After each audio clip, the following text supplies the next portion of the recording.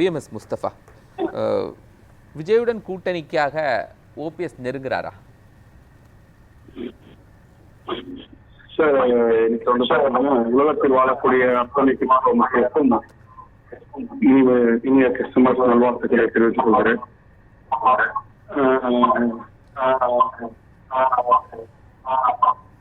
Sir கேக்குதா? Sir audio நீங்க தொடர்ந்து பேசுங்க சார், தொடர்ந்து பேசுங்க. என்னன்னு கேட்டீங்கன்னா, கண்டிப்பாக அதான் நேற்று வந்து பாத்தீங்கன்னா அவங்க ஒரு அவசர ஆலோசனை கூட போட்டு முன்னாள் முதலமைச்சர் மரியாதைக்குரிய ஓபிஎஸ் அவர்கள் நான் வந்து பாத்தீங்கன்னா கருத்து கேட்டேன். அந்த கருத்துல வந்து வலுவான தொண்டர்கள் 75 விழுக்காடு பேர் வந்து பாத்தீங்கன்னா தமிழக வெற்றி கழகத்தை நோக்கி போகணும்னு சொல்லி அறிவித்தன் காரணத்தினால அதை நோக்கி போவேன்னு சொல்றாரு. தமிழக வெற்றி கழகத்தில் இருக்கக்கூடிய மரியாதைக்குரிய செங்கோட்டையன் அவர்களும் இதை நாங்க பேசிட்டு இருக்கிறோம், பேச்சுவார்த்தை நடந்துட்டு இருக்குன்னு சொல்லும் போது கண்டிப்பாக இங்க வரக்கூடிய நிகழ்வு வந்து வெளிப்படையாக தெரியுதுதான் நான் பாக்குறேன். இதுதான் யதார்த்தமான உண்மையை நான் நினைக்கிறேன். வரதுனால என்ன பெனிஃபிட் தாவேக்காக்கு ஆகும்னு நினைக்கிறீங்க? தாவேக்காக்கு எவ்வளவு பலம் கூடும் நினைக்கிறீங்க? இல்ல சரிங்களா, மரியாதைக்குரிய விஜய் அவர்களின் ஆட்சியிலையும் பங்கு, அதிகாரத்திலையும் பங்கு இன்னைக்கு தமிழ்நாடு முழுக்க தொடர்ச்சியாக மரியாதைக்குரிய ஓபிஎஸ் அவர்கள் தாவேக்காவை நோக்கி வருவதும், அமமுக முன்னேற்ற கழகத்தின் மரியாதைக்குரிய பொதுச் செயலாளர் டிடிவி தினகரன் அவர்கள் விஜயின் தலைமையில் கீழ் கூட்டணி அமையும். ஏற்கனவே அதிமுக அதிருப்தியில் இருக்கக்கூடிய தலைவர்கள் எல்லாத்தையும் தாவேக்கால இணைக்கிறாரு விஜய். அப்போ விஜயுடைய டார்கெட் அப்படிங்கிறது திமுக இல்ல, அதிமுக தான். விஜயோட டார்கெட் கேட்டீங்கன்னா தமிழ்நாட்டில் நடக்கக்கூடிய திமுக ஆட்சியை மாற்ற யாருன்னு கேட்டீங்கன்னா அதிமுகவா இருந்தது. ஆனா இன்னைக்கு இருக்கக்கூடிய அதிமுக இல்ல. ஏற்கனவே அதிமுகவை எடப்பாடி தலைமையில் இருக்கக்கூடிய அதிமுக பாஜகவுக்கு பட்டா போட்டு பதிவு செஞ்சு கொடுத்துட்டாங்க. அப்போ கொடுத்ததுனால தமிழ்நாட்டுல அதிமுக என்ற களம் கிடையாது.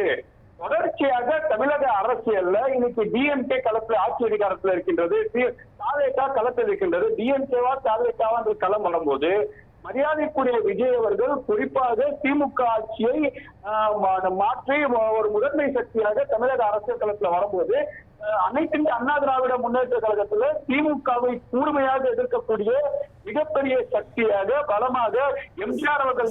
அப்ப நீங்க கூட்டணிக்காக யாரு வந்தாலும் அக்செப்ட் பண்ணிக்குவீங்களா சார்? கொள்கை அப்படின்னு எதுவும் இல்லையா? புரியல சார். கூட்டணிக்காக யார் வந்தாலும் நீங்கள் ஏற்றுக்கொள்வீர்களா? இல்லையே, நீங்க விஜய் அவர்கள் சொன்னதை கேட்கலையா சார்? என்னன்னு கேட்டீங்கன்னா, அரசியல் ரீதியாக திமுக எதிரி, அந்த கூட்டணிக்கு போக மாட்டோம். கொள்கை ரீதியாக பாசிசம், பாயாசம், அடப்பாயாசம், சேமியா பாயாசம் போக மாட்டோம். அப்ப என்னன்னு கேட்டீங்கன்னா, தமிழ்நாட்டுல கண்டிப்பாக இல்ல கொள்கை ரீதியான கூட்டணி தானே வந்து பாத்தீங்கன்னா எடப்பாடி பழனிசாமி 2021 அமைச்சாரா, இல்ல 2021 திராவிட முன்னேற்ற கழகம் கொள்கைக்கான கூட்டணி தான் அமைச்சுச்சா? அப்போ கூட்டணியில கூட இருக்கக்கூடியவருக்கு அங்கீகாரம் கொடுக்கவில்லை. தர்ம யுத்தத்தை பாஜக சொல்லி செய்தார், அவரே ஒத்துக்கொண்டது. ஈரோடு கிழக்குல தன்னுடைய வேட்பாளர் வித்ரா பண்ணது பாஜக சொல்லி. இப்படிப்பட்ட நபர் தாவேகாக்கு வருகிற போது பாஜகவோடு எந்த கொள்கை சம்பந்தமும் இல்லை அப்படின்னு நீங்க ஏத்துக்குவீங்களா? பாஜக சொல்ல கேட்கிறவங்க தமிழ்நாட்டுக்கு தேவையில்லை, அவங்களோட கூட்டணி வைக்க கூடாது நீங்க சொல்லக்கூடிய வார்த்தை எடுத்துக்கிறேன். அப்போ திமுக வந்து பாஜக கூட்டணியில் வைத்தது பிஜேபி தமிழ்நாட்டுல. அப்போ திமுக தமிழ்நாட்டுக்கு தேவையா தேவையில்லையா? திமுக பாஜகவோட ஆள் தானே. எப்படி ஓபிஎஸ் பாஜகவோட ஆளோ, எப்படி என்டிஏல இருந்த தினகரன் அவர்கள் பாஜகவோட ஆளோ, கருணாநிதி சமூக நீதி அவங்களுக்கு தான் கொள்கை இல்ல. அவர்களுக்கு கொள்கை இல்லைன்னு விஜய் சொல்றாரு சார். ஆனா விஜய் தன்னை கொள்கைவாதியா தானே அறிவிச்சுக்கிறாரு.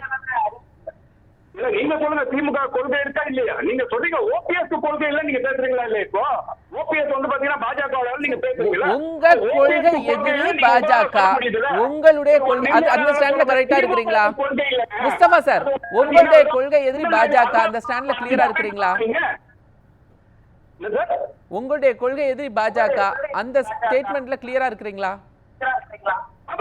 பாஜகவோட இப்ப என்ன பாஜகவோட பேச்சுவார்த்தை நீங்க தான் நீங்க கடந்த காலத்துல வந்து பாத்தீங்கன்னா பாஜகவோட தோழமையில இருக்காரு சார். அவர் உங்களுடைய கொள்கை எதிரி இல்லையா?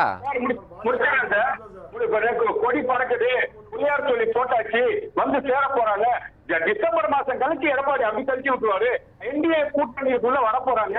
அடல் பிகாரியும் வைக்கவும் கூட்டணி அமைக்கிற மாதிரி அமைக்க போறாங்க.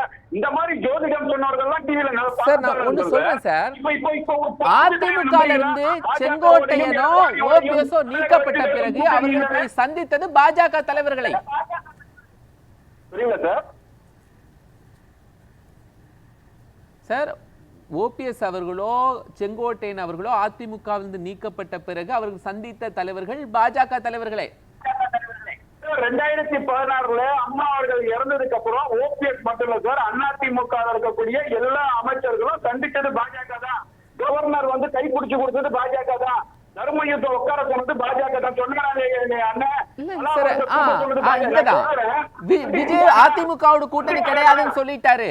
ஒருவேளை விஜய்க்கு பாஜகவோடு அதிமுக கூட்டணியில இருந்தாங்க, அதனால வேண்டாம் அவர் முடிவெடுத்திருக்கலாம்.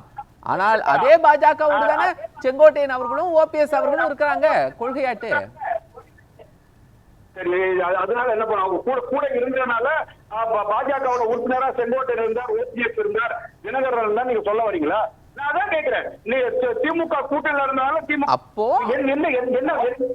அப்போ தாவேகாவோட கூட்டணி வைத்தால் தூய சக்தியாக மாறிவிடுவார்கள். ஓபிஎஸ் மாறிடுவாரு. திமுக ஊடால விடுதலை சிறுத்தை கட்சி எல்லாரும் இருந்திருக்காங்கல்ல சார், அதையும் நீங்க கேட்கலாம். அப்ப அது மட்டும் தூய போயிட்டா அப்ப என்ன இது மட்டும் எப்படி இதை மட்டும் நீங்க சொல்லிட்டு இருக்கீங்க? தாவேகாவை மட்டும் டார்கெட் பண்ணணும்னு சொல்லி நீங்க பேசாதீங்க.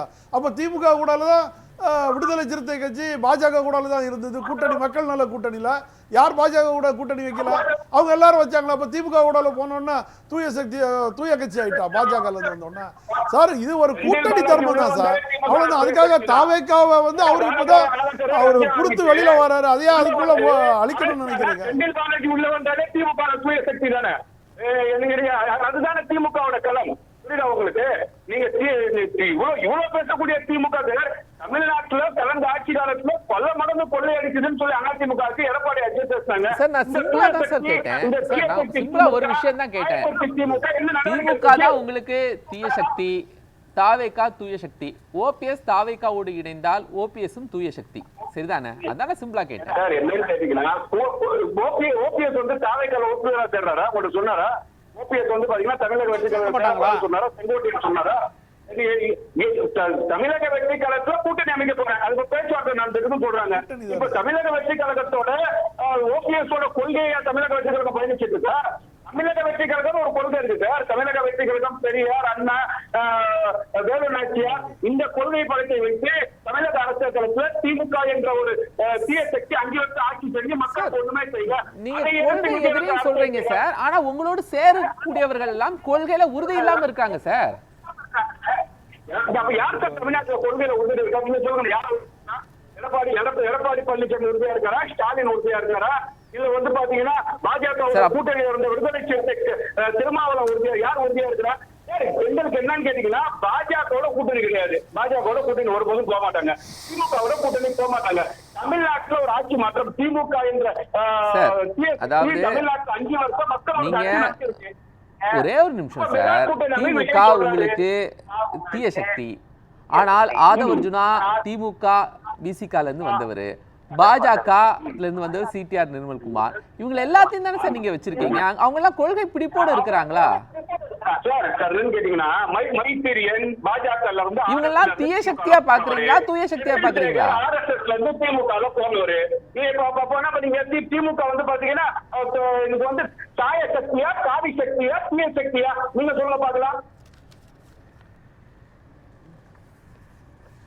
சரி சார் பேசுவோம். முஸ்தபா